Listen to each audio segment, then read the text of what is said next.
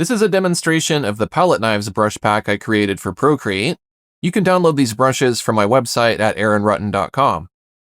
The first brush is called Broken Knife.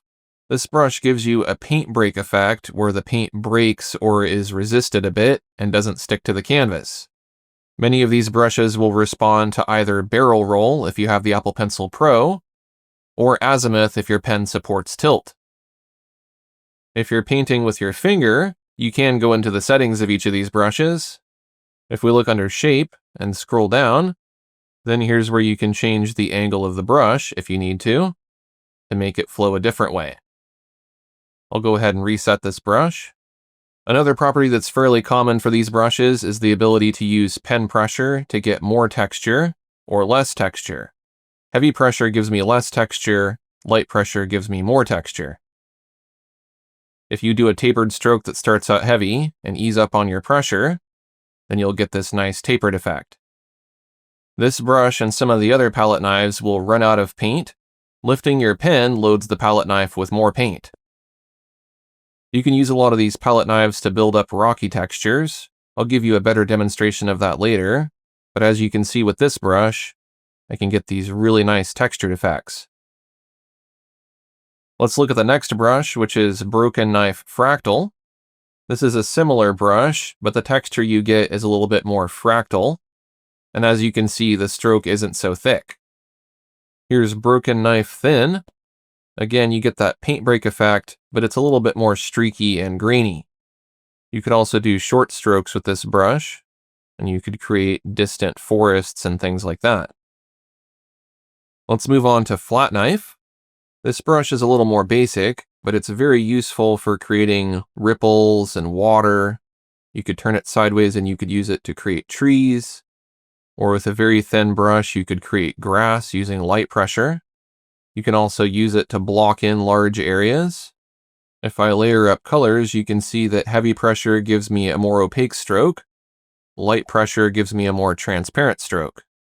So if I were doing water ripples, I could get a lot of variation where there's more reflections in some area and less in others. Let's try Glow Knife. For any brushes that have glow in the name, you typically want to start with a darker color. Let's try a darker green like this. If I paint a stroke, you can see that it glows in the middle. So you could use this to paint foliage, and then of course you can control that glow by choosing a different color. If you choose a color that's too bright, it's going to build up to white really quickly, which may not be the effect that you want. Also, if you press harder, you're going to get a more intense glow, whereas if you press lighter, you might not get any glow at all. If you build up strokes, they will gradually build up lighter. Mountain Knife is an essential knife for painting mountains. I'll point it up vertically, and if I wiggle my brush, I can create all sorts of rugged mountain shapes. I'll use this to fill in the silhouette of the mountain. If I use light pressure and taper my strokes, then I can create this texture within the mountain. Now I'll go to that layer, I'll tap on it, and I'll turn on Alpha Lock. This works like a stencil, so I can only paint within the mountain and not on the background. Now if I select a brush that gives me that paint break effect, I can select a lighter color, and I can get a really nice traditional painting effect like you'd get when you're painting mountains in oils or acrylics. And of course I can select an even lighter color and add some of that on top. Maybe I'll change my brush to something different like Broken Knife Fractal. This way I'm not getting that exact same pattern. This isn't a lesson on painting mountains, so I'm not going to do too much more here, but this gives you the idea of how this brush works. Let's try the mountain texture brush next. I'll select a brownish color, and if I paint with this brush, I get a really nice mountain texture. I'll pick another color and add some of that on top. And maybe a lighter color. Might be hard to tell with this color, but if I pick a different color, you can see there's some color variability in the paint, which makes it look a little more lumpy and rocky. If you look in the brush settings under color dynamics, here's where you can control that and you can add more or less. If we try a mountain texture dark next, I can select a dark brown color and paint in some of that. If I zoom in closely, you'll notice that within the paint, there's these dark areas that appear randomly, hence the name Texture Dark. Mountain Texture Light is meant to be used with a lighter color. I'll add some light blue here. This paint is very thin, and so you'll need to layer it up. Oily knife is next.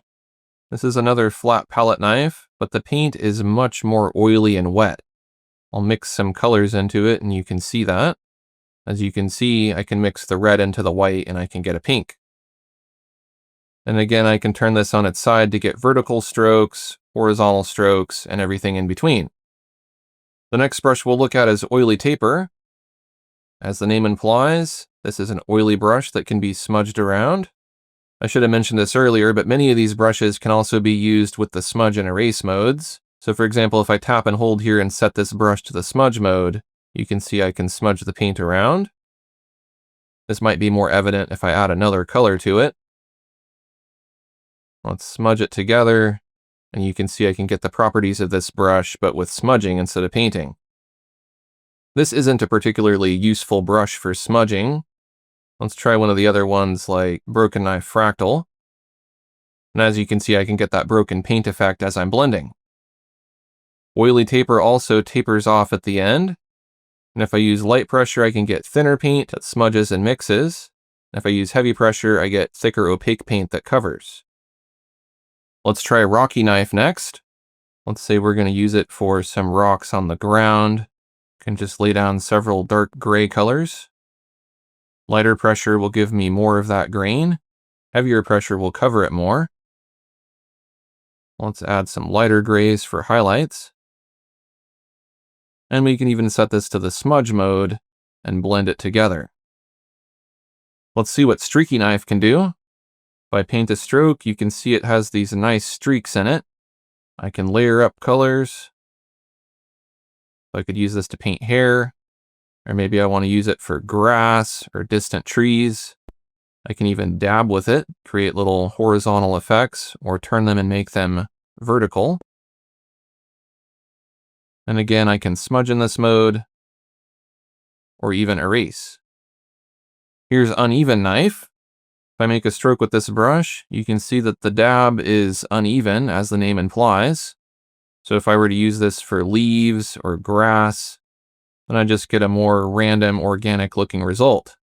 You can see it almost looks like there's a shadow and highlight side on the grass blade. And the last palette knife we'll look at is Water Knife. I'll fill my background with a blue color, and I'll select a lighter blue to paint on top of it. This brush does not rotate, even if I barrel roll or tilt, because I want it to always be flat, because it's meant for painting water. And in this case, the water will be flat and rippling. As you can see, this is using a blend mode called Screen, which builds it up lighter. And I can very easily build up nice water patterns. I can do thin water lines like this, or I can do ripples. If you make your brush smaller as you go into the background, that will help create that illusion of distance as well. And again, since this brush builds up lighter, the color that you choose is going to control that build-up strength. So as you can see, if I choose a darker color, it builds up more slowly. If I choose a brighter color, then it's almost instantly going to build up to white. There you have it. That was a demonstration of my palette knife brush pack for Procreate. Download these brushes from my website at aaronrutten.com.